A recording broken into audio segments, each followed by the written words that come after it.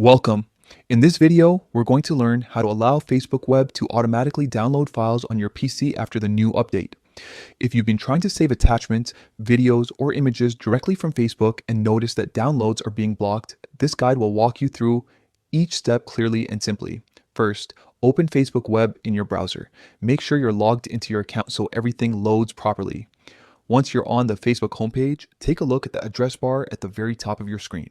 You'll notice a small icon right next to the web address. It could look like a padlock or an information symbol, depending on your browser. Click on that icon labeled View Site Information.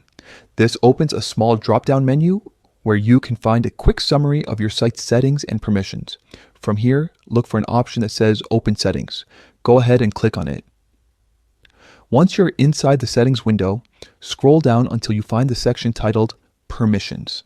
This is where you can manage what the Facebook website is allowed to do, such as notifications, pop-ups, and most importantly, automatic downloads.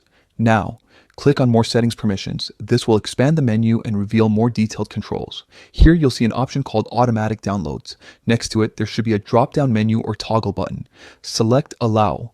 This enables Facebook Web to automatically download files to your computer without asking every single time. It's a simple change, but it makes your browsing experience faster and smoother, especially if you often save media or documents from Facebook. That's it. You've just updated your Facebook web settings to allow automatic downloads on your PC. Now, every time you download from Facebook, it'll work seamlessly without extra prompts. If this guide helped you, consider giving the video a like and sharing it with others who might be facing the same issue. Thanks for watching.